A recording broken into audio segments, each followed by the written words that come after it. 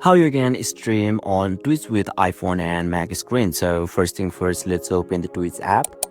And once you open it, you can see there is plus icon at the bottom of this homepage. So just tap on that plus icon and you can see there is two options in here. First one is stream games and another one is stream IRL.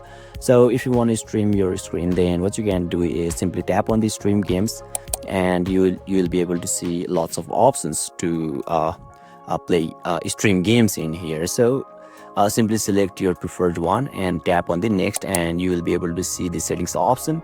So you need to modify your settings and afterward you will be able to stream your Twitch with iPhone successfully. Now for Mac screen, you simply need to slide it from the top and you can see there is screen mirroring option in here. So just tap on that screen mirroring and once you do it, you simply need to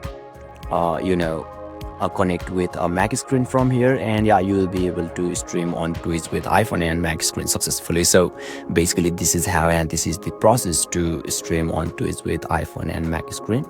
And if you still encounter any issue during this process, feel free to leave a comment and I'll be happy to assist you. Thank you for watching and I'll see you next time.